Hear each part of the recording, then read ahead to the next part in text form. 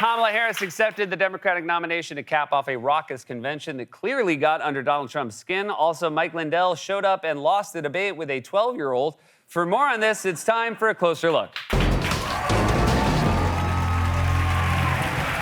As Democrats celebrate their new standing in the polls, Republicans have been trying to fend off allegations that they are weird. And as someone who has been calling them weird for at least 5 years now, let me just say I'm sorry. You know, we've had our fun, but perhaps I was being uncharitable.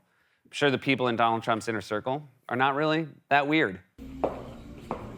Hello, everybody. It's Mike Lindell live from Chicago for the Democrat National Convention. We're here with Frank Speech, and for $2, you get exclusive wall-to-wall coverage of everything going on in here, Chicago, including myself going in disguise, shaving off my mustache. You're going to have all the footage right here. You're going to get an email with notice of that when we're going inside the Democrat convention in disguise. Oh my God, they're so weird.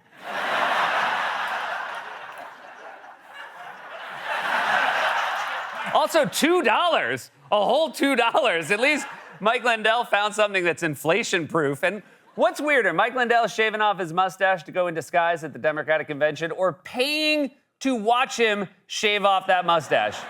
Because he really did it. He live-streamed himself getting his mustache removed, at which point I'm guessing he stuffed the shavings in a pillowcase and put it directly on sale. You'll never get a better night's sleep than when you lay your hands on thigh hairs.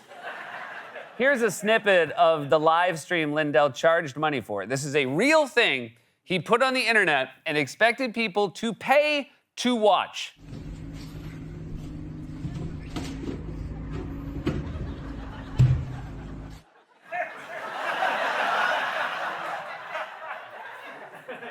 You sure you don't want to just get the shaving part? No, this builds drama.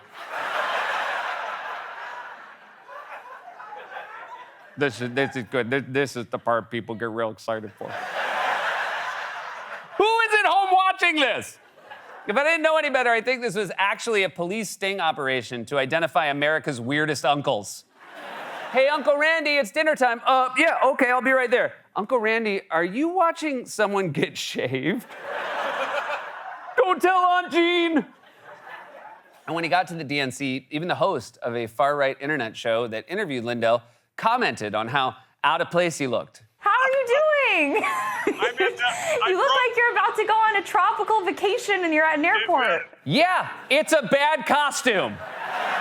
If you see someone dressed like they're gonna go to a tropical island, but they're not going to a tropical island, that person sticks out. You're going cognito. Also, mustache or not, you're still screaming into a phone and you sound exactly like Mike Lindell, which even he admitted was a problem. I actually got stopped by one guy, and it happened to be the Facebook fact checker, Alan Duke, because he heard my voice.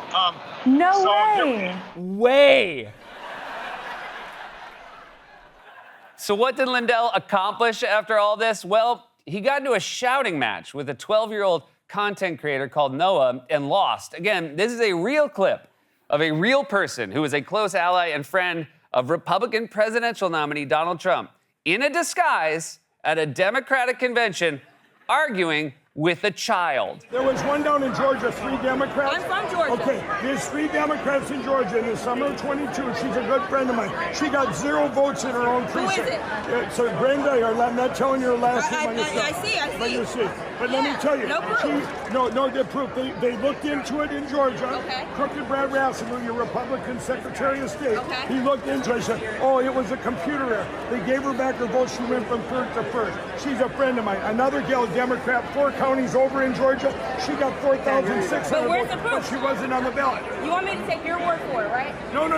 Provided any source. 257,000 votes. This happened last week. A judge ruled in Georgia that are missing from the 2020 election. This just came out. You're behind. So your source is trust me, bro? That's your source?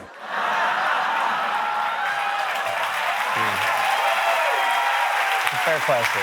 It's a very fair question. It's so weird to hear Lindell's voice coming out of a face with no mustache on it, because that is a mustache voice. I'm surprised his lip didn't just grow it back immediately when that voice came out.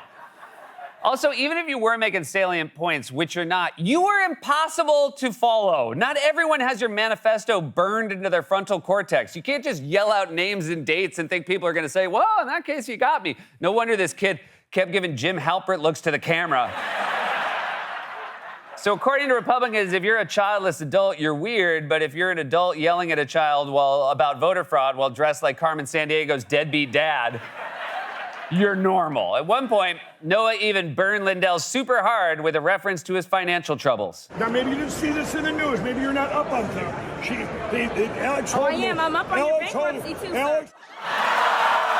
This is getting ugly. I'm sorry, but can an adult intervene? Someone should go up to Mike Lindell and say, hey, buddy, where are your grown-ups? The best part was how the argument ended. You haven't given me any last name. You need to read your news. No, this is your Georgia news. This is your Georgia. That's right. The child was the one who showed restraint and walked away. You know what it takes for a 12-year-old to say, you know what? I don't think we're getting anywhere. You're clearly having some big feelings right now. Man, what a contrast for the state of Minnesota. Republicans have Lindell. Democrats have Tim Walz, who gave a rousing acceptance speech last night where he highlighted, among other things, his past as a football coach. Let me finish with this, team. It's the fourth quarter. We're down a field goal, but we're on offense and we've got the ball. We're driving down the field. And boy, do we have the right team. Our job for everyone watching is to get in the trenches and do the blocking and tackling. 1 inch at a time, 1 yard at a time, 1 phone call at a time, 1 door knock at a time, 1 $5 donation at a time. That's how we'll keep moving forward. That's how we'll turn the page on Donald Trump. That's how we'll build a country where workers come first. Healthcare and housing are human rights. And the government stays the hell out of your bedroom. Unless the bedroom is where you live stream shaving, in which case everyone is welcome.